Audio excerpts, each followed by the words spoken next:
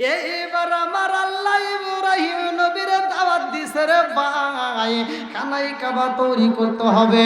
এই কাবা ঘরটা যখন নির্মাণ করার জন্য ব্যাপারটা দুইজন যাই রে ভাই।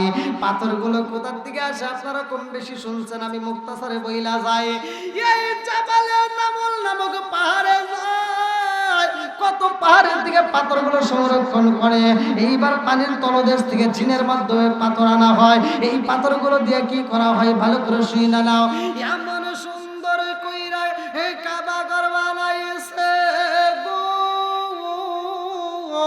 ইসমাইল নবী কয় জগৎবাসীরা,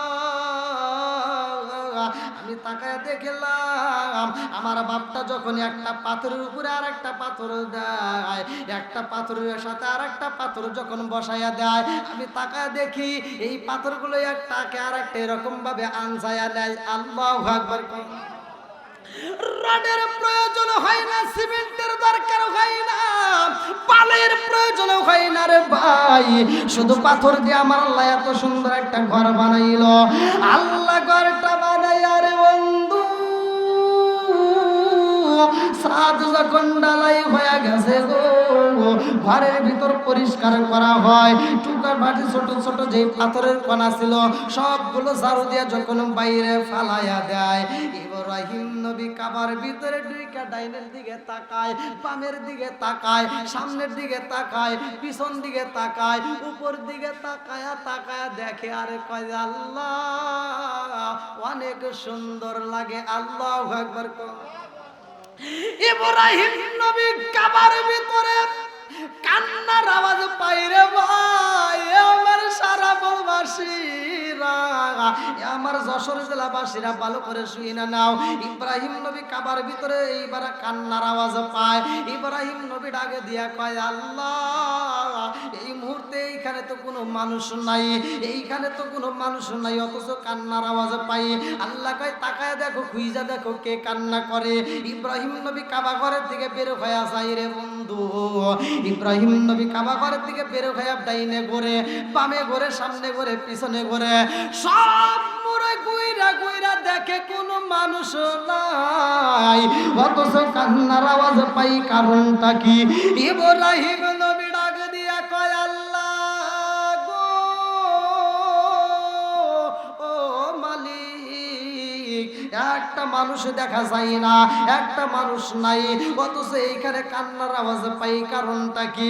আল্লাহ ডাক দিয়া কয় খলিল রে, তুমি ভালো কইরা তালাশ করে দেখো কে কান্না করে। ইব্রাহিম নবী এইবার কাবা ঘরের পিছনে এইবার চারপাশ দিয়ে ঘুইরা ঘুইরা দেখে যেই ছোট ছোট পাথরের কণা ফালাইয়া দিছি, এই ছোট ছোট পাথরের কণাগুলো কানতেছে। ইব্রাহিম নবী ডাক দিয়ে কয় আল্লাহ ও মালিক, পাথর কেন কান্দে রে আল্লাহ? কারণটা কি? পাথর কেন কান্দে? ওয়াইদ ইয়ারফাউ ইব্রাহিমুল কওয়াইদা মিনাল বাইত ওয়া ইসমাঈল। এই আয়াতের তাফসীর পড়লে আপনারা আমার ওয়াজ পাবেন। এই আয়াতের তাফসীরটা পড়লে আপনারা ওয়াজ পাবেন। আল্লাহ বলছে ওয়াইদ ইয়ারফাউ ইব্রাহিমুল কওয়াইদা মিনাল বাইত ওয়া ইসমাঈল। আল্লাহু আকবার কোন। এইবার এই ঘরটা নির্মাণ করে ইব্রাহিম নবী ডাক দিয়া কয় আল্লাহ এই পাথরগুলো কান্দে, কারণটা কি? ইব্রাহিম নবীরে আল্লাহ ডাক দিয়া কয় খলিল এই পাথরগুলো কেন কান্দে তুমি তারে জিগাও। আল্লাহু আকবার কোন। ইব্রাহিম নবী পাথরটা হাতে নিছে, পাথরের কণাগুলো হাতে নিয়ে বলতেছে তোমরা কাঁদো কেন? এইবার পাথরের কান্না আরো বেড়ে গেছে। আল্লাহু আকবার কোন। ছোট বাচ্চা যদি কান্দে, বাপ্পা যখন আদর করে, দাদা যখন আদর করে, ওর কান্না আরো বাড়ে না কমে? এইবার পাথরের কান্না যখন বাইরা যায়, ইব্রাহিম নবী ডাক দিয়ে কয় আল্লাহ পাথর কেন কান্দে গো আল্লাহ? কারণটা কি? পাথরগুলো কয় আল্লাহ জবান খুইলা দাও রে মালিক, আমাদের মনের কথাগুলো তোমার খলিল রে বুঝাবো। এইবার আল্লাহ পাথরগুলোর জবান খুইলা দেয়, প্রত্যেকটা পাথর কান্দে আর কয় ও আল্লাহর খলিল, আমাদের কপাল গেছে পুইরা, এই পুরা কপাল বুঝে জীবনে জোড়া লাগবে না। বলে কারণ কি? বলে যাদের নসিব ভালো, যাদের কপাল ভালো তারা খানা কয় কাবার সাথে লাইগা গেছে গো, আমাদের নসিব খারাপ, আমরা কাবা ঘরের সাথে লাগতে পারি নাই, আমাদেরকে ফালাইয়া দিছাও। বলে ফালাইয়া দিছি তার জন্য কাঁদতে হবে কেন? বলে এই জন্য কান্দি, তুমি কি জানো না, তুমি কি জানো না, তুমি কি পড়ো নাই, তুমি কি দেখো নাই? বলে কি দেখতে হবে? বলে জাহান্নামের জ্বালানি কি হইব, তুমি কি জানো না? বলে কারণটা কি? বলে আল্লাহ বলছে জাহান্নামের জ্বালানি হবে কারা? ওয়াকুদুহান নাসুল হিজারা। সূরা বাকারার ভিতর আমার আল্লাহ বললেন ওয়াকুদুহান নাসুল হিজারা, জাহান্নামের জ্বালানি হবে মানুষ আর পাথর। কথা কোন ঠিক কিনা? জাহান্নামের জ্বালানি হবে মানুষ আর পাথর। আপনারা মনে করছেন যে মানুষকে জাহান্নামে দিয়ে জ্বালাইবো, এটা ভুল। মানুষ আর পাথর হবে জাহান্নামের জ্বালানি, মানে লাকড়ি, এদেরকে দিয়ে আগুন জ্বালাবে। কথা কোন ঠিক কিনা? আল্লাহ বলছে ওয়াকুদুহান নাসুল হিজারা, জাহান্নামের জ্বালানি হবে মানুষ আর পাথর। বন্ধুরা রে আমার, এই পাথরগুলো কান্দে আর কয় ও আল্লাহর খলিল, আমরা এজন্যই কান্দি গো, আমরা এজন্যই কান্দি, আমাদের নসিব খারাপ, আমরা কাবার সাথে লাগতে পারলাম না। যাদের কপাল ভালো তারা কাবার সাথে লাগিয়ে গেছে, আমাদেরকে আপনি ফালাইয়া দিয়েছেন। আমাদেরকে যদি আল্লাহ জাহান্নামে দেয়, এই জাহান্নামের জ্বালানি হইতে পারবো না, জাহান্নামের আগুন সহ্য করতে পারবো না। ও আল্লাহর খলিল, আপনি আমাদেরকে একটু কাবার ভিতরে জায়গা করে দেন, আমাদের কাবার ভিতরে একটু রাইখা দেন। বলে আল্লাহ গো, এই পাথরগুলো কাবার ভিতরে থাকতে চায়। আল্লাহ কয় ও খলিল, এই পাথরগুলো কাবার ভিতরে ঢুকানো যাবে না, কারণ এই ঘরটা সৌন্দর্য হয়ে গেছে, এই ঘরের ভিতর আর একটা পাথর ঢুকানো যাবে না। এই পাথরগুলো যদি ঘরের ভিতর ঢুকানো হয় সৌন্দর্য নষ্ট হবে। কথা কোন ঠিক কিনা? এলাকার ভিতর আপনাদের বাজারে মসজিদটা টাইস হয়েছে, বাজারে মসজিদটা যে টাইস হয়ে গেছে, সুন্দর লাগতেছে না? ভালো লাগে না? এইবার যদি বাইরে থেকে একটা লোক আইসা, একটা এমপি মন্ত্রী যেই হোক আইসা যদি কয় খুব ভালো লাগতেছে এই টাইলসগুলো করছেন, আমি আর 10টা ইট দিতেছি, এই টাইলসের সামনে একটু মাইরে দিয়েন, আমি 10টা ইট দান করব, আপনারা নিবেন? কেন নিবেন না? এই কিরে চাচা আসলে বলে আমার অপরিপূর্ণ বুঝতেছে। হ্যাঁ ওই যে ভেজাল মুক্ত, এ হুজুর কিন্তু ভেজাল মুক্ত খায় নাই, চাচা বুঝছে কি আমার কথা কি বুঝতেছেন ভাই? তাহলে ঘরের সৌন্দর্য নষ্ট করা যাবে? ও 10টা কেন, ও যদি 20টা দেয়, কোটি কোটি ইট দিলেও আর সম্ভব। এইবার ইব্রাহিম নবী আল্লাহর কাছে ডাক দিয়া কয় আল্লাহ, ওরা কাবা ঘরের ভিতরে একটু জায়গা চায়। আল্লাহ কয় না না না, যতটুকু সৌন্দর্য হওয়ার দরকার হয়ে গেছে, আর সম্ভব না, আর একটা পাথর ঢোকান যাবে না। ইব্রাহিম নবী ডাক দিয়া কয় পাথর আর কান্দিস না, আর কান্দা লাভ হইব না, এই ঘরের ভিতরে আর তোদের জায়গা দেওয়া যাবে না। পাথরগুলো কান্দে আর কয় ও খলিল, একটু দরজার সামনে সিঁড়িতে একটু জায়গা করে দেন, ওইখানে তো রাখা যায়। আল্লাহ কয় না, ওটারও সৌন্দর্য হয়ে গেছে, আর সিঁড়িতেও দেওয়া যাবে না। কথা কোন ঠিক কিনা? এইবার পাথরগুলো কান্দার কয় খলিল গো, আল্লাহর খলিল, আমাদের কপাল পুরা, এই জন্য আমাদেরকে আপনি ফালাইয়া দিয়েছেন, আমাদের বুঝি যা কাবা ঘরের সাথে জায়গা হলো না। এই খলিল এইবার দেখে আল্লাহর কাছে কান্দার কয় আল্লাহ, পাথরগুলো কান্দে, আমার ভিতর মায়া লাগে, তোমার কি মায়া লাগে না? আল্লাহ ডাকে দিয়া কয় শয়তানেরই মন জোগাও, এই কি তোমার ছিল মনে কল্পনা আমার বান্দারে, এই কি তোমার ছিল মনে কল্পনা, বান্দায় আমার রিজিক খাও, কোন গানে সুদ খাও, এই কি তোমার ছিল মনে কল্পনা আমার বান্দারে, এই কি তোমার ছিল মনে কল্পনা। কথা কোন ঠিক কিনা? এইবার পাথরগুলো কান্দার কয় খলিল, আমরা তো সহ্য করতে পারি না, আমাদের এই কান্নার বন্ধ হবে না। আল্লাহর নবী এইবার ডাক দিয়া কয় আল্লাহ, এই পাথরের কান্না দেখে তো সহ্য করতে পারি না। আল্লাহ কয় পাথর বানাইছে কে? এইবার খলিল ডাক দিয়া কয় আল্লাহ, পাথর তো বানাইছো তুমি।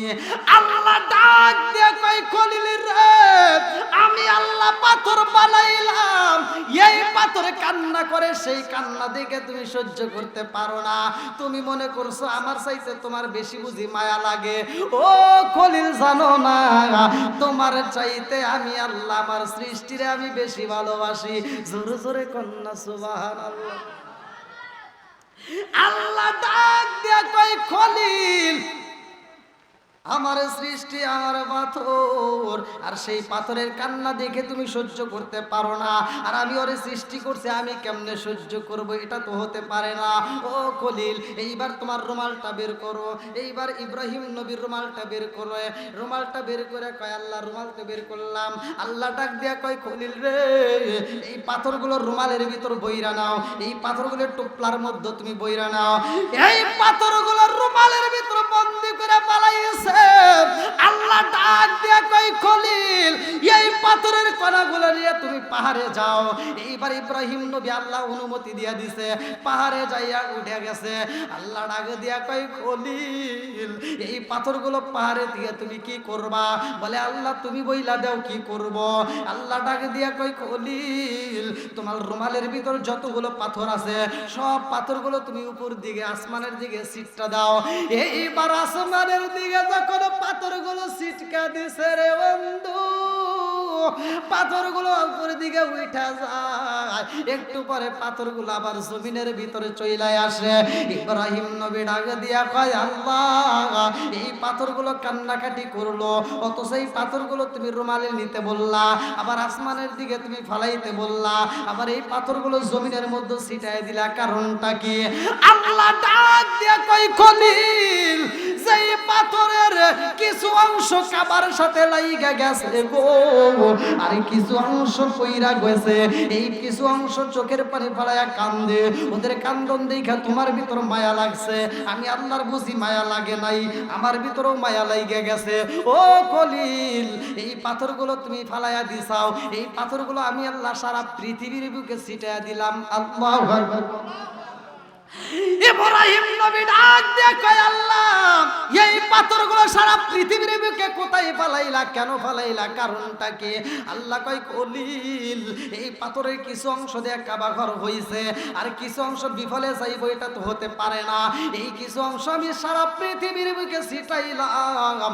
এই পাথরগুলো যেই জায়গায় পড়বে ওই জায়গায় মসজিদ মাদ্রাসা হবে। জোরে জোরে কন্যা সুবহানাল্লাহ। ইব্রাহিম নবী কয়, আল্লাহ পাহাড়ের উপরে তো পড়ছে। কিসের উপর? পাহাড়ের উপরে তো, ওই যে পানির ভিতর দেখা আর কি, পানির উপরে তো বইল। তাহলে পাহাড়েও পড়ছে, পানিতেও পড়ছে। ইব্রাহিম নবী বলতেছে, আল্লাহ পাহাড়ে পড়ছে, পানিতে পড়ছে, তুমি বলছো যেইখানে পড়বে ওইখানে মসজিদ হবে। তাই যদি হয় পাহাড়ের উপরে পড়ছে ওখানে কি হবে? আল্লাহ কয়, পাহাড়ে যেখানে পড়ছে ওখানেও মসজিদ হবে। জোরে কোন সুবহানাল্লাহ। সারা হাজিরা হজ করতে গেছে, কোন ভাই জানি গেছে আপনি না? এই যে জিজ্ঞা দেখেন, যেইখানে পাথর পড়ছে ওইখানে মসজিদ হয়েছে। ইব্রাহিম নবী কয়, আল্লাহ পাহাড়ে যদিও মসজিদ হয় ঠিক আছে, কিন্তু পানির ভিতর সাগরের মধ্যে যেখানে পড়ছে ওখানে কি হবে? আল্লাহ ডাক দিয়ে কয়, আটলান্টিকের মহাসাগরের ভিতরে যদি পড়ে থাকে সেখানেও আমি আল্লাহ তাআলা ওই তলদেশে মসজিদ বানাবো। ইব্রাহিম নবী কয়, ওইখানে দুনিয়ার বুকে মানুষ কেমনে যাবে? আল্লাহ ডাক দিয়ে কয়, যেইখানে মানুষ যাবে না ওইখানে আমি আল্লাহ তাআলার রহমতের ফেরেশতা দিয়া ওই মসজিদ আবাদ করবো। জোরে কোন সুবহানাল্লাহ। তে ভাই, রাত যদি বাজে 12টা, ওয়াজ হয় 5টা, দীর্ঘ সময় আপনারা এই বৃষ্টির ভিতরে কথা শুনছেন, একটা মানুষও ওঠে নাই। আলহামদুলিল্লাহ বলে। আমার মন বলে এরকম ভাবে যদি সারা রাতেও যদি আলোচনা করি এই মানুষগুলো উঠবে না। কিন্তু আসলে আপনারা যত মানুষ জানেন, ইউটিউবে আলোচনা যারা শুনছেন, অনেক মানুষের ভিতরে কথা বলি। তো যাই হোক, যতগুলো মানুষকে আল্লাহ কবুল করছে তারাই তো আসবে, কতক্ষণ ঠিক কিনা? সব মানুষ যদি আসে তাহলে তো সবাই জান্নাতে যাবে। 1001 জন যাবে জান্নাতে, বাকি 999 জন যাবে জাহান্নামে। যদি সবাই জান্নাতি হইতো তাহলে এই প্যান্ডেলে জায়গা হইতো না, কতক্ষণ ঠিক কিনা? তো যাও, যতগুলো মানুষ আসছে এবং এই মাহফিলের জন্য যারা অর্থ দিয়েছে, শ্রম দিয়েছে, ভালোবাসা দিয়েছে, সমর্থন দিয়েছে, এলাকাবাসী সহ, বিশেষ করে আমাদের ইমাম ভাই সহ যতগুলো মানুষ এই মাহফিলের জন্য শ্রম দিয়েছেন, ভালোবাসা দিয়েছেন এবং সময় দিয়েছেন, আল্লাহ তাআলা প্রত্যেককেই কবুল করুক। সবাই কোন আমিন। আর একটু জোরে কোন আমিন। এই মাহফিলের উসিলায় আল্লাহ তাআলা আমাদের তামাম জীবনের গুনাহ মাফ করুক। সবাই কোন আমিন। বক্তা যদি আলোচনা করে, বক্তার আলোচনায় কিন্তু শ্রোতার উপর নির্ভর করে বের হয়, কথা কোন ঠিক কিনা? শ্রোতার উপরেই কথা কিন্তু বের হয়। আমি হয়তো এখানে শুধু নতুন নয়, সারা বাংলাদেশ তো ঘুরি। আপনারা অনলাইনে দেখছেন যে আমি ইন্ডিয়াতেও অনেক প্রোগ্রাম করি, বাইরের প্রোগ্রাম যেগুলো করি। তো যাই হোক, মানুষজন যখন বেশি হয় তখন আলোচনা বেশি। আপনাদের এখানে আরও মানুষ হইতো, এই বৃষ্টির কারণে, আবহাওয়ার কারণে এরকম হয়েছে, কথা ঠিক কিনা? তো যাই হোক, আল্লাহ যাদেরকে ভালোবাসে তারা ঝড় বৃষ্টি কোনো কিছুর ভয় করে না। তা আপনারা যারা আসছেন, আপনারা কি কষ্ট পেয়েছেন? যতগুলো মানুষ আমার আলোচনা শুনেছেন, আমার আলোচনায় যদি কেউ কষ্ট পায় থাকেন, ক্ষমার দৃষ্টিতে দেখবেন, আমি গুনাহগারের জন্য দোয়া করবেন। আল্লাহ তাআলা বক্তা শ্রোতা উভয়কে কবুল করুক, সবাই কোন আমিন। 5 ওয়াক্ত নামাজ পড়বেন, হালাল খাবেন, বাপ মায়ের খেদমত করবেন, হাসতে হাসতে আল্লাহর জান্নাতে যাবেন, কথা কোন ঠিক কিনা? আমল বেশি দেব না, অল্প আমলই নাজাতের জন্য যথেষ্ট। এটা আমার কথা না, আল্লাহ রাসূল বলছে আখলিস দীনাকা ইয়াকফিকাল আমালুল কলিল। প্রত্যেকটা মাদ্রাসায় প্রত্যেকটা ছাত্ররাই এটা জানে এই হাদিসটা। আল্লাহ রাসূল বলছে আখলিস দীনাকা ইয়াকফিকাল আমালুল কলিল, অল্প আমল করো, সে আমলটা যেন খাঁটি হয়। কি হয়? খাঁটি হয়। ওই অল্প আমলই নাজাতের জন্য যথেষ্ট হবে, কথা কোন ঠিক কিনা? এবার আপনি আমল কম করেন, কিন্তু আমলটা যেন খাঁটি হয়, খাঁটি আমল করতে হবে। তে ভাই, আমরা দীর্ঘ সময় আলোচনা করেছি, আলোচনা শুনেছি। আমরা 5 ওয়াক্ত নামাজ পড়বো, বাপ মায়ের খেদমত করব, হালাল খাবো, হাসতে হাসতে আল্লাহর জান্নাতে যাব। ভাই, যেই কাজটা করলে, মানে গুনাহ কোনটা, সওয়াব কোনটা, আমি সংক্ষিপ্ত মানে ব্যাখ্যা বিশ্লেষণ করব না। মানে যেটা করলে, আপনি যেই কাজটা করবেন, ওই কাজটা যদি মানুষের কাছে প্রকাশ হয়, আপনার কাছে যদি মজা লাগে, মানে আনন্দ লাগে, তারই মনে করবেন আপনার ওই কাজের ভিতর সওয়াব আছে, কথা কোন ঠিক কিনা? কি হুজুর? আর যেই কাজটা করলে মানুষের কাছে প্রকাশ হইলে আপনার কাছে লজ্জা লাগে, তাহলে মনে করবেন ওইটার ভিতর গুনাহ আছে, ওই কাজ করা যাবে, কথা কোন লাগে? তাহলে যেই কাজটা করলে মানুষের কাছে প্রকাশ হইলে আপনার কাছে মজা লাগে, আনন্দ লাগে, ওইটার ভিতর সওয়াব আছে, ওইটাই নেক কাজ। এবার আপনি চিন্তা করে দেখেন কোনটা করবেন আর কোনটা করবেন না, আপনারা বিবেচনা করে করবেন। যেমন আপনি রাত্রিতে, গভীর রাত্রে ওইটা যদি গোপনে মানুষের চোখে ফাঁকি দিয়ে যদি গুনাহ না করে, যদি আপনি মসজিদে যা তাহাজ্জুদ নামাজ পড়েন, ঘরের ভিতর তাহাজ্জুদ নামাজ পড়েন, এবার 2-1 মানুষের চোখে যদি পড়ে, আবার এই লোকগুলো যদি বাজারে যায় কয় অমুক লোক রাত্রে ওইটা গোপনে ওইটা নামাজ পড়ে, এই কথাটা আপনার কানে আসলে ভালো লাগবে না খারাপ লাগবে? হ্যাঁ? আর আপনি যদি রাত্রে ওইটা চুরি করেন, এটা যদি প্রকাশ হয় ও কিন্তু রাতে চুরি করে, খারাপ লাগবে। তাহলে কোনটা করলে ভালো, কোনটা করলে খারাপ, আমরা নিজেরাও জানি, কথা কোন ঠিক কিনা, সেটাই করবেন। তো যাই হোক, আজকের মাহফিলটাকে আল্লাহ কবুল করুক। বাড়িওয়ালা কি আছে?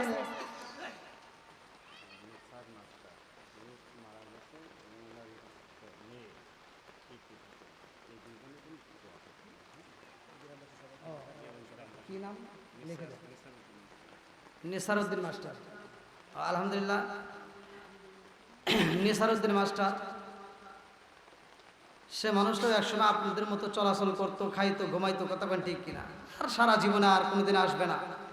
তো এমন একটা জায়গায় সে চলে গেছে, আমাদেরও সেই জায়গায় যাইতে হবে। তো তার জন্য আজকে আমরা দোয়ার আয়োজন, দোয়া করবো আত্মা করে। তার স্ত্রী এত সুন্দর একটা আয়োজন করেছে, তার মেয়ে নাম কি বলে, নীতি। তো যাই হোক, সেও মারা গেছে না ঈদের দিন, আল্লাহ আকবার। তো যাই হোক, বাপ বেটি দুজনেই কবরে, আল্লাহ তাআলা তাদের কবরগুলোকে জান্নাতের বাগান করুক, সবাই কোন আমিন।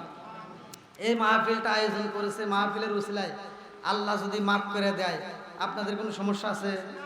যদি থাকে তাহলে কোন? আর আল্লাহ মাফ করতে পারে কি পারে না? এই ক্ষমতা আল্লাহর আছে না নাই? সত্য কথা বলেন। আচ্ছা, এই মাহফিলে যতগুলো লোক আসছেন, যে যত গুনাহ করছেন, এই মাহফিলের উসিলায় যদি আল্লাহ মাফ করে দেয়, তাতে কি কারো কোনো সমস্যা আছে? আর আল্লাহ যদি মাফ করে, আল্লাহর কি কোনো ক্ষতি হইব? আল্লাহর কি কোনো লস যাইব? আর এই ক্ষমতা আল্লাহর আছে না নাই? আল্লাহ কবুল করুক, সবাই কোন আমিন।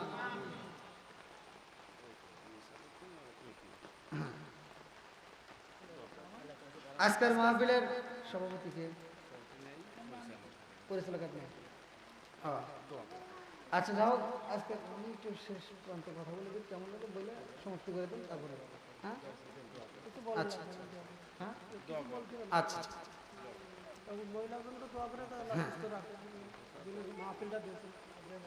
আচ্ছা, সকলে আমার সাথে পড়েন, আউযু বিল্লাহি মিনাশ শাইতানির রাজীম, বিসমিল্লাহির রহমানির রহিম, আস্তাগফিরুল্লাহ রব্বি মিন কুল্লি যামবি ওয়া আতুবু ইলাইহি লা হাওলা ওয়ালা কুওয়াতা ইল্লা বিল্লাহিল আলিয়্যিল আযীম। সকলে ফাতিহা শরীফ পড়ি, যারা পড়তে পারেন না তারা মনোযোগ সহকারে শুনেন। আউযু বিল্লাহি মিনাশ শাইতানির রাজীম, বিসমিল্লাহির রহমানির রহিম, আস্তাগফিরুল্লাহ রাব্বি মিন কুল্লি যামবি ওয়া আতুবু ইলাইহি লা হাওলা ওয়ালা কুওয়াতা ইল্লা বিল্লাহিল আলিয়্যিল আযীম। বিসমিল্লাহির রহমানির রহিম, আলহামদুলিল্লাহি রাব্বিল আলামিন আর রহমানির রহিম মালিকি ইয়াউমিদ্দিন ইয়াকা না'বুদু ওয়া ইয়াকা নাস্তাঈন ইহদিনাস সিরাতাল মুস্তাকিম সিরাতাল লাযিনা আন'আমতা আলাইহিম গায়রিল মাগদুবি আলাইহিম ওয়ালাদ-দাল্লিন আমিন। বিসমিল্লাহির রহমানির রহিম, আলহামদুলিল্লাহি রাব্বিল আলামিন আর রহমানির রহিম মালিকি ইয়াউমিদ্দিন ইয়াকা না'বুদু ওয়া ইয়াকা নাস্তাঈন ইহদিনাস সিরাতাল মুস্তাকিম সিরাতাল লাযিনা আন'আমতা আলাইহিম গায়রিল মাগদুবি আলাইহিম ওয়ালাদ-দাল্লিন আমিন। বিসমিল্লাহির রহমানির রহিম, কুল হুয়াল্লাহু আহাদ আল্লাহুস সামাদ লাম ইয়ালিদ ওয়া লাম ইউলাদ ওয়া লাম ইয়াকুল লাহু কুফুওয়ান আহাদ। বিসমিল্লাহির রহমানির রহিম, কুল হুয়াল্লাহু আহাদ আল্লাহুস সামাদ লাম ইয়ালিদ ওয়া লাম ইউলাদ ওয়া লাম ইয়াকুল লাহু কুফুওয়ান আহাদ। বিসমিল্লাহির রহমানির রহিম, কুল হুয়াল্লাহু আহাদ আল্লাহুস সামাদ লাম ইয়ালিদ ওয়া লাম ইউলাদ ওয়া লাম ইয়াকুল লাহু কুফুওয়ান আহাদ। বিসমিল্লাহির রহমানির রহিম, আল্লাহুম্মা সাল্লি আলা মুহাম্মাদিন ওয়া আলা আলি মুহাম্মাদিন কামা সাল্লাইতা আলা ইব্রাহিম ওয়া আলা আলি ইব্রাহিম ইন্নাকা হামিদুম মাজিদ। আল্লাহুম্মা বারিক আলা মুহাম্মাদিন ওয়া আলা আলি মুহাম্মাদিন কামা বারাকতা আলা ইব্রাহিম ওয়া আলা আলি ইব্রাহিম ইন্নাকা হামিদুম মাজিদ।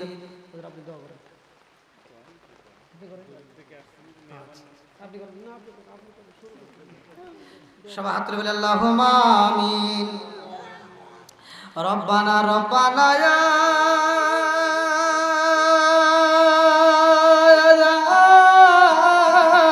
রব্বানা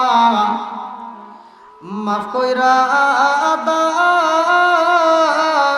জীবনের সব গুনাহ। রব্বানা রব্বানা ইয়া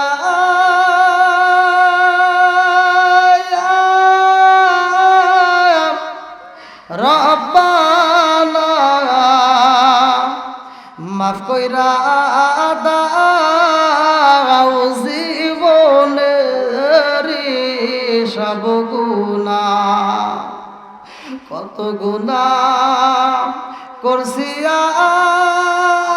আমরা জীবনে, মাফ কইরা দাও তুমি আল্লাহ নিজ গুণে। আল্লাহ তাকা দেখো গভীর রাত্রে আল্লাহ তোমার শাহী দরবারে, ও মাবুদ গো এই যশোর জেলায় আল্লাহ সারাফলের এলাকায় আল্লাহ গো তাকা দেখো আলেম ওলামা সহ ইমাম মুয়াজ্জিন সহ আল্লাহ সম্মানিত হাজী সাহেব সহ আল্লাহ চুল পাকা দাড়ি পাকা মুরব্বী বাবারা, যুবকের দলেরা, কুচিকাচারা, পর্দানি, শিয়াবলা, সবলা, মা ও বোনেরা, আল্লাহ তোমার শাহী দরবারে গভীর রাত্রে আল্লাহ ফকিরের মতো, মিসকিনের মতো, কাঙ্গালের মতো দুই কান হাত বাড়াইছি। আল্লাহ ভুল গলতি খাতা কুশল বেয়াদবি মাফ কইরা সবটুকু সোনার মদিনায় কামলিওয়ালার রওজায় পৌঁছায়া দাও। আল্লাহ বাবা আদম থেকে শুরু করে আজ পর্যন্ত যতগুলো নর নারী বিদায় নিয়েছে আল্লাহ, খাস করে অনেকের জনম দুঃখী মানাই গো আল্লাহ, অনেকের বাবা নাই, কারো মা নাই আল্লাহ, না জানি কার মা এই যশোর জেলা কবরস্থানে শুয়ে কান্দে আর কয়ে বেটারে একটু দোয়া কর,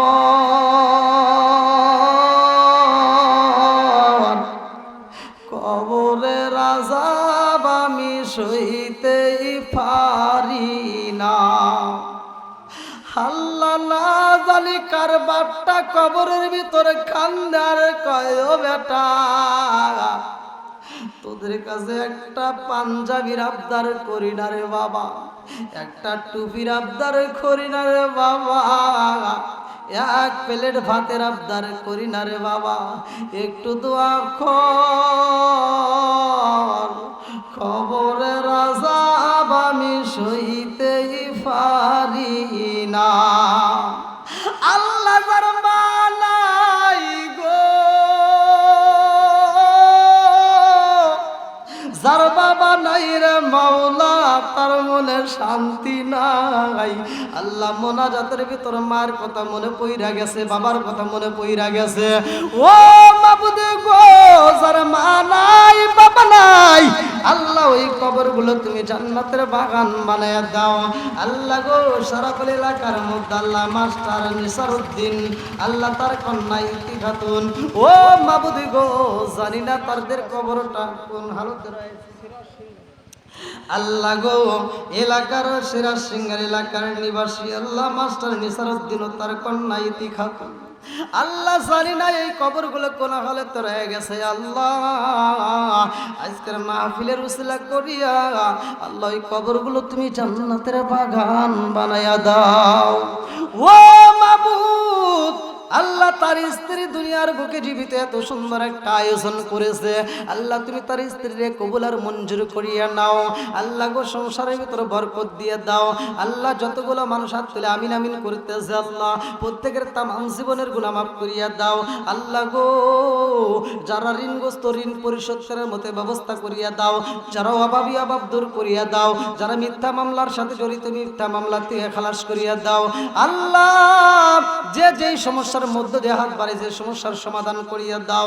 আল্লাহ গো, খাস করে আমরা যারা হাত বাড়াইছি আল্লাহ একজনও তুমি খালি হাতে ফিরোয় না। আল্লাহ প্রত্যেকের তামাম জীবনের গুনাহ মাফ করিয়া দাও। আল্লাহ সারা বলে ইমাম সাহেব সহ আল্লাহ যতগুলো আলেম ওলামা হাত বাড়াইছে, আল্লাহ মাদ্রাসার তলবে ইলমরা হাত বাড়াইছে, আল্লাহ তাকায় দেখো। ও মাবুদুর রে, এলাকার মাদ্রাসার তলবে ইলমরা আল্লাহ রাজ্যে আলোচনা শুনতেছে, আল্লাহ এই তলবে ইলমদের তামাম জীবনের গুনাহ মাফ করিয়া আল্লাহ গো তলবে ইলমদের মাথার জেন শক্তি বৃদ্ধি করিয়া দাও। আল্লাহ কোরআনের প্রতি প্রেম চালু করিয়া দাও। আল্লাহ হক্কানি আলেম বানাইয়া জনম দুঃখনি মা বাবার কলিজা ঠান্ডা করিয়া দাও। আল্লাহ যাদের মা বাবা অসুস্থ, আল্লাহ অনেকেই দোয়া চাইছে, আল্লাহ আজকের মাহফিলের উসিলা করিয়া আল্লাহ তুমি তাদেরকে পরিপূর্ণ শিফা দান করিয়া দাও। আল্লাহ সবাইরে তুমি কবুল আর মঞ্জুর করিয়া নাও। আল্লাহ খাস করে এই মুহূর্তে যতগুলো মানুষ হাত বাড়িয়েছে আল্লাহ প্রত্যেকেরই তুমি নামাজওয়ালা বানিয়ে দাও। আল্লাহ সবাইকে দিনের পথে কবুল আর মঞ্জুর করিয়া নাও। এলাকার ভিতরে খাস রহমত বরকত দিয়ে দাও, অভাব অনটন দূর করে দাও। আসমানের বেলা আসমানে উঠে নাও, জমিনের বেলা আল্লাহ তুমি জমিনে দাফন করিয়া দাও। আল্লাহ এই মাহফিলটাকে কিয়ামতের আগ পর্যন্ত জারি ও কায়েম রেখে দাও। আল্লাহ আজকের মাহফিলটাকে কবুল আর মঞ্জুর করিয়া নাও। আল্লাহ যখন মালাকুল মউত পাঠিয়ে দেবে ওই কঠিন মুহূর্তে বিপদের সময় আল্লাহ আমাদের প্রত্যেকের জবানে তুমি জারি করিয়া দিও, লা ইলাহা ইল্লাল্লাহু মুহাম্মাদুর রাসূলুল্লাহ সাল্লাল্লাহু আলাইহি ওয়াসাল্লাম। আসসালামু আলাইকুম ওয়া রাহমাতুল্লাহি ওয়া বারাকাতুহু।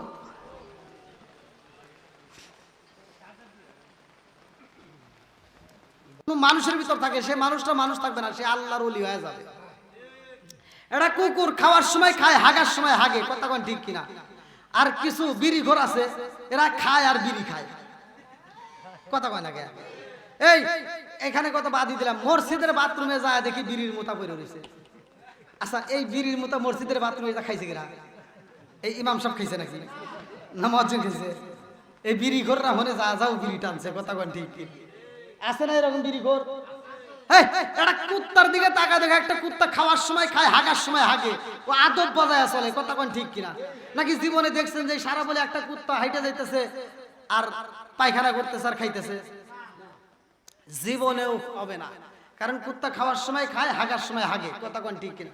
আচ্ছা, আপনারা কি আমার কথা কষ্ট পাইতেছেন? এটা ভালোর জন্য বলতেছি। আপনি খান, সমস্যা নাই, খান, আপনি যত পারেন খান। বাথরুমে যদি আপনি এভাবে টাইনে টাইনে খাওয়াতে আমার কথা শুনে যদি রাগ করেন, আর অনেকে রাগ করে কয় কি হুজুর কইলো কি আরো বেশি করে খামু, তুই খাগা, ওই যে বাচ্চা পোলাপান পায়খানা করতেছে আর রুটি খেতে, আগেকার সময় কিন্তু পোলাপান পায়খানা করতে বাড়ির ভিতরে, তাই না? এক জায়গায় পায়খানা করে সরে গেছে, আবার কুত্তা এসে সাইডে সাইডে খাইছে। এই মুরব্বি কর না কে, ছোটবেলায় দেখেন নাই? আগে কি এত পাকা ল্যাট্রিন ছিল না? তো এক জায়গায় পায়খানা করে সরে গেছে, কুত্তা এসে সাইডে সাইডে খাইছে। আরে স্বাদ কি, সাথে সাথে খাইছে। এখন রাস্তাতে হাইকে থুয়েন তো দেখেন কুত্তা খায় নাকি? একটা কুত্তাও খায় না। ওরা মিটিং করলো, বৈঠক দিয়ে আন্দোলন করে, ওরা কয় আমরা আর গু খামু না। মানুষের গু মানুষ খাওয়া ধরছে, ওরাই খাই গে। সুদখোর আছে না নাই? ঘুষখোর আছে না নাই? কথা কন না কে? এই জন্য কুত্তা কয় কি ওরাই খাই গে।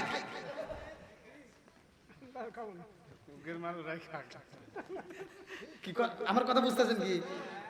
তাহলে কুত্তর ভিতর আদব আছে না নাই? খাওয়ার সময় খায়, হাগার সময় হাগে। তো ওই বাচ্চা পোলাবান পায়খানা করতেছে আর রুটি খাইতেছে, একজন কয় কি কি করে?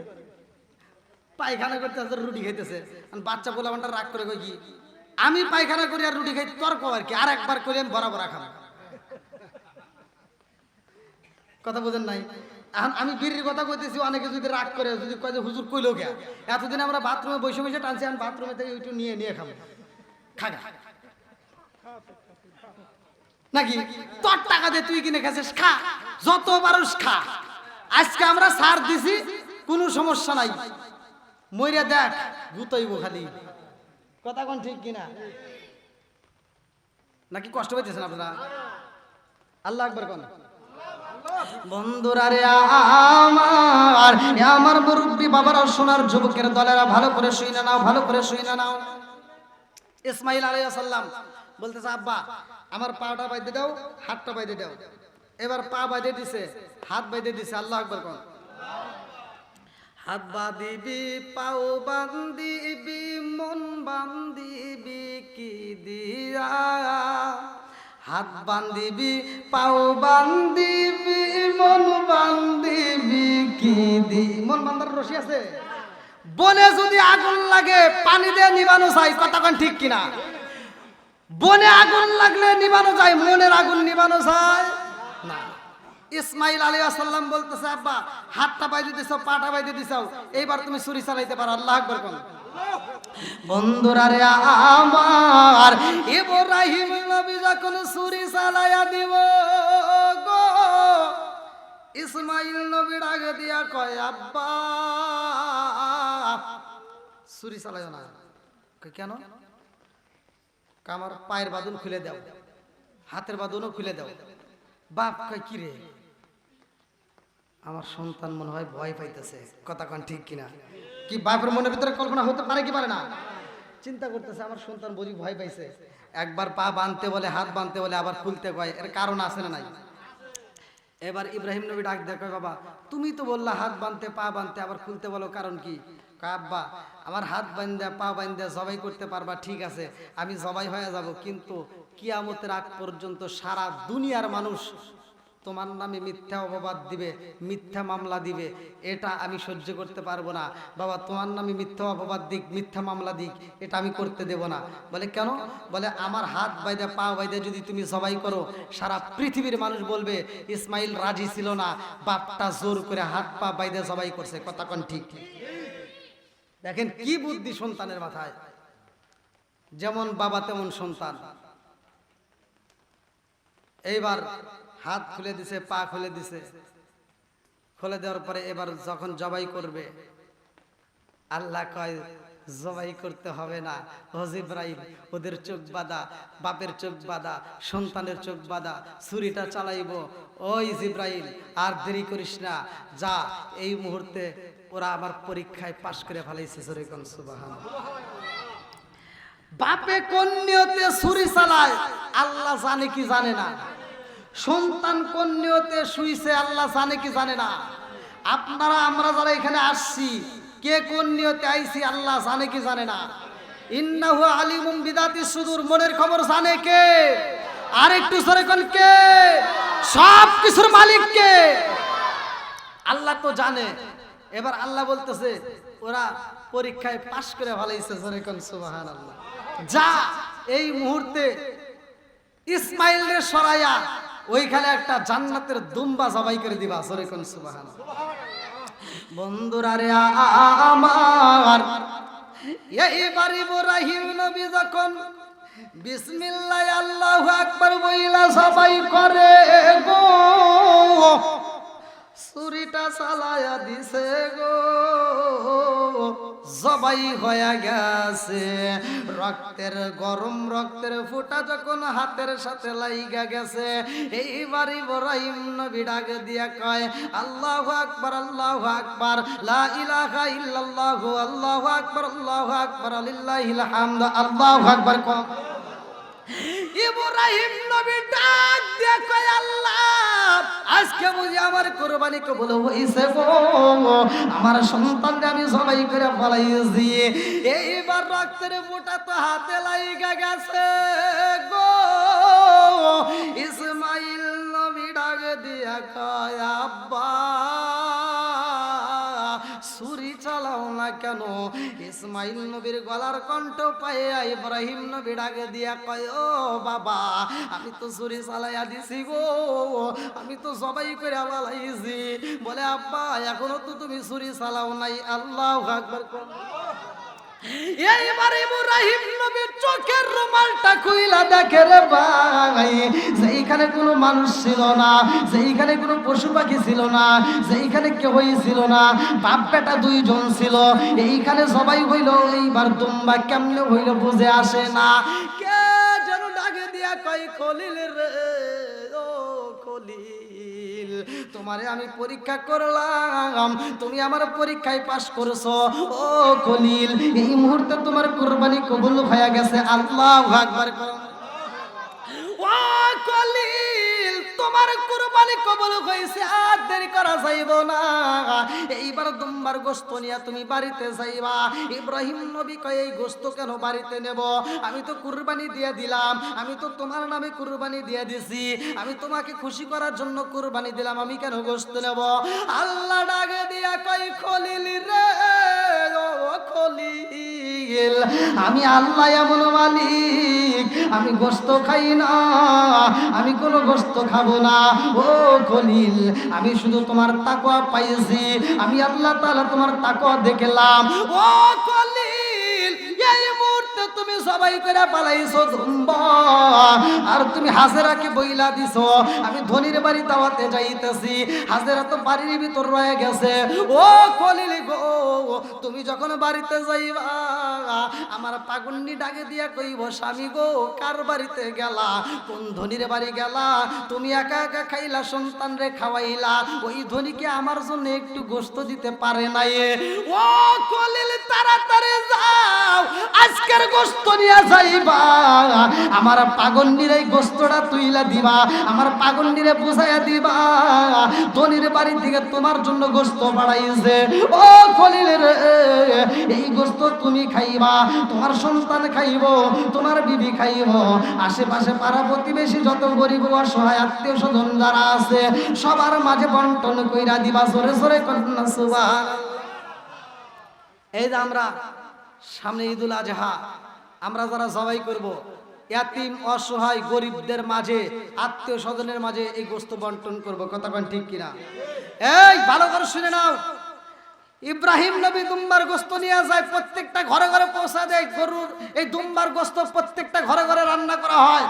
আর এই ঈদুল আজহার দিনে আমরা বাংলাদেশে যতগুলো কুরবানি করব, এই কুরবানি করার পরে প্রত্যেকটা কুরবানির গোশতগুলো এইবার বন্টন করা হবে প্রত্যেকটা ঘরে ঘরে। ঈদুল ফিতরের কিন্তু সবার ঘরে গোশত রান্না করা হয় নাই, কিন্তু ঈদুল আজহার দিন এমন একটা দিন প্রত্যেকটা ঘরে ঘরে গরুর গোশত রান্না করা হবে, প্রত্যেকটা ঘরে ঘরে সন্তানরা গোশত খাবে। জোরে কোন সুবহানাল্লাহ।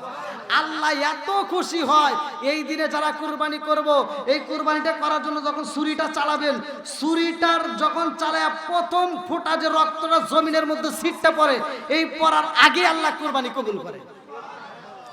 আর এই জবাই করার ভিতরে একটু নিয়ম আছে, এটা জেনে নেবেন। সেটা হলো আপনাদের ইমাম সাহেবের মধ্য থেকে। আমরা ছোটবেলায় দেখতাম অনেক মানুষ গরু জবাই করার পরে গরুর গলার ভিতরে যে ছুরিটা দিয়ে এরকম একটা পার দিত না?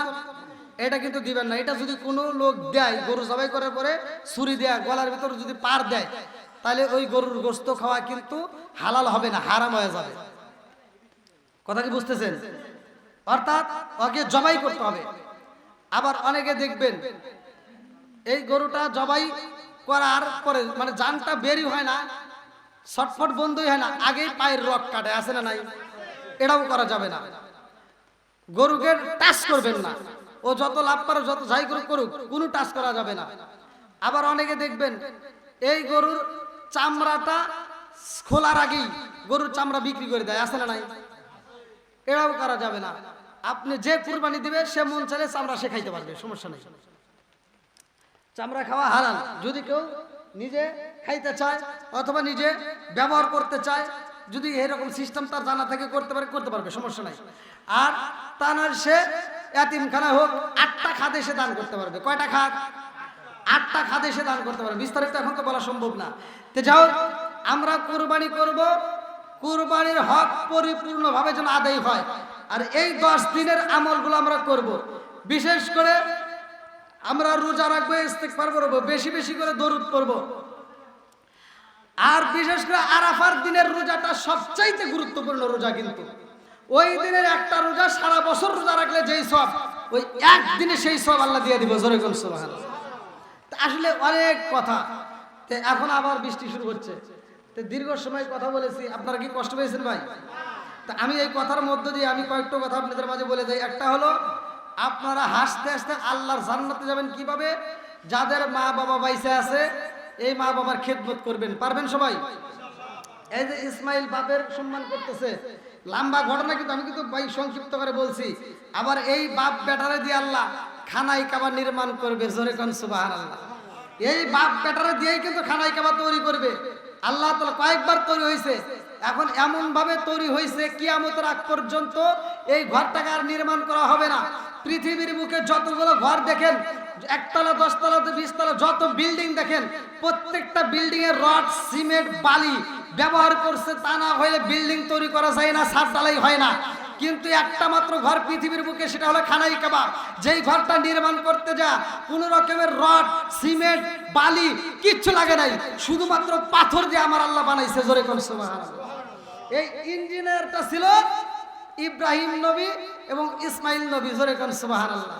এই বাপ বেটারে দিয়ে নির্মাণ করছে। লম্বা একটা ঘটনা, কিভাবে বাপরে সম্মান করে।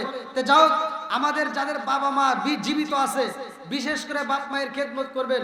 ভাই একটা কথা শুনে রাখেন, আমার মতো হজর না, সারা পৃথিবীর আলেমকে যদি আপনি সম্মান কইরা তাদেরকে টাকা পয়সা দিয়া মক্কা মদিনার ইমামকে দিয়ে যদি আপনি জানাজা করান, কোনো লাভ হবে না যদি বাপ মায়ের মনে কষ্ট দেন। আল্লাহ তাআলা বলছেন, ওয়া ওয়াসাইনাল ইনসানা বিওয়ালিদাইহি ইহসানা হামালাতহু উম্মুহু কুরহা ওয়া ওয়াদাতুহু কুরহা ওয়া হামলুহু ওয়া ফিসালুহু 30 শাহরা। আল্লাহ তাআলা বলছে তোমার মা বাবাকে ইহসান করো, তাদেরকে দয়া করো, তাদেরকে ভালোবাসো। আর আমার নবী বলছে হুমা জান্নাতুকা মা নারুকা, তোমার মা বাবা তোমার জন্য জান্নাত, তোমার মা বাবা তোমার জন্য জাহান্নাম। কথা কোন ঠিক কিনা? এই জন্য বাপ মায়ের মনে কষ্ট দিয়েন না। যাদের বাপ মা মরে গেছে তাদের জন্য আত্মা ভরে দোয়া করবেন, তাদের জন্য দোয়া করবেন। আর যাদের বাপ মা বাচ্চা আছে তাদেরকে আত্মা ভরে খেদমত করবেন, যা খাইতে মন চায় আত্মা ভরে খাওয়াইবেন। ভাই এই দুইটা মানুষের মুখে হাসি ফুটান, আমার মুখে হাসি ফুটায় কোনো লাভ নাই। আপনারা আমাকে গিফট করে কোনো লাভ নাই। এই যে আমার ড্রাইভার জানে, আমার ক্যামেরাম্যানরা জানে, আজকে আমার গাড়ির ভিতরে আসার পথে আমার গাড়ির ভিতরে 11,000 টাকা আসছে। তো এই যে আমাকে গিফট করে, ভাই এই 11,000 টাকা এত টাকা আমাকে গিফট করে কি করবেন? এই গিফটটা যদি আপনার বাপ মায়েরে করেন সবচাইতে ভালো জায়গা হবে। কথা কোন ঠিক কিনা? এই আমার কথা কষ্ট পেতেছে? আপনার শ্বশুর শাশুড়িরে কাপড় দিবেন, আপনার বইয়ের আপনি কাপড় দিবেন। পৃথিবীর বুকে সবচাইতে কম দামি মার্কেট কার জন্য হয় জানেন কি? হ্যাঁ, পৃথিবীতে সবচাইতে কম দামি মার্কেট করা হয় সেটা হলো বাপ মায়ের। কথা কোন ঠিক কিনা? বউরে আপনি যদি 1000 টাকা কেন, আপনি 50,000 টাকার শাড়ি দিবেন, আইনা যদি কও এই সোনা তোমার জন্য একটা শাড়ি আনছি, বুঝতেছেন না? বউরে রাত্রে এনে দিবেন, তোমার জন্য একটা শাড়ি আনছি। বউটা শাড়িটা হাতে নিয়ে কইব, কে রে ও আমারে রাত করে এই শাড়িটা গিফট করতেছে, আমারে বুঝি ঠকাইতেছে। আচ্ছা কত টাকা দিয়ে কিনছো? কথা কন না কে? আপনি যদি কোন 50,000, মনে হয় না। কথা কন না কে?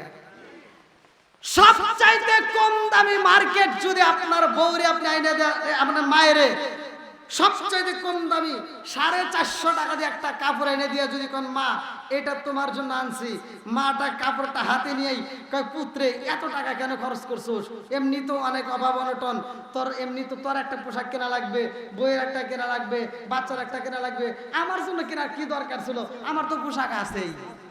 কথা কন না কে? কম দামি পোশাক দিলেও পৃথিবীর বুকে দুইটা মানুষ খুশি হয়, একটা হলো মা আর একটা হলো বাপ। কথা কন না কে?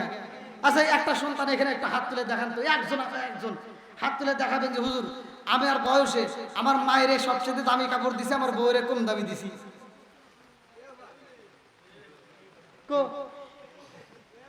আছে আছে হ্যাঁ,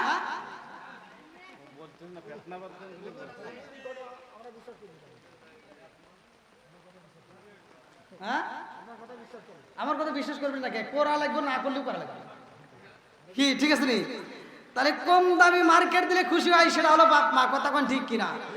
এই বাপ মায়ের মনে কি কষ্ট দেওয়া যাবে? কথা বলেন। আর কিছু সন্তান আছে বউ কি কয় না কয় এই হুই নেই, রাত্রে একটু কান পরা দেয়, মানে কানে কানে কান পরা দেয়, এই তোমার মা এটা করছে, তোমার বোন এটা করছে, তোমার ভাই এটা করছে, এই কথা শুনে মগা সকালবেলা উঠে কি মা আমার বউয়ের সাথে জানি কোনো ঝগড়া করো না, যদি ঝগড়া করো আমরা ভিন্ন হয়ে যাই। আমার কুতুব আরে জুতো দেওয়ার লাগবে। কথা কোন ঠিক কিনা? কি হুজুর রাগ করতেছেন নাকি? যদি রাগ করেন তাহলে বেশি করে টিয়া দিন, আর না দিলে সমস্যা নেই। কে আপনারা কষ্ট পেতেছেন? কে রে কত বাজে কই কোন না কে? ওরে আল্লাহ, এখন আলোচনা চলবে? ওই যে আবার বৃষ্টি শুরু হয়ে গেছে, আপনি বাদ যাবেন না? ওরে আল্লাহ, ওই ছেলে রে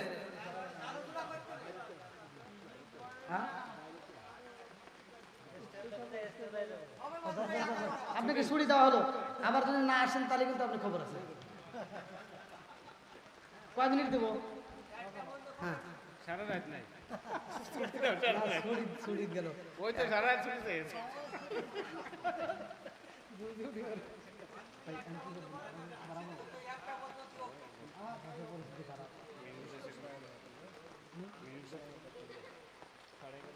আবার ফজরের নামাজও আছে, বোধ হয় এই বৃষ্টির ভিতর ঘুম পাবো না, আরামে নাক ডেকে ঘুম দিব, সকালবেলা ফজর উঠে নামাজ পড়বে। এটা জিকির করেন লা ইলাহা মাশাআল্লাহ, লা ইলাহা, জবান খুলে লা ইলাহা, আগ সাথে লা ইলাহা, আরো জোরে লা ইলাহা।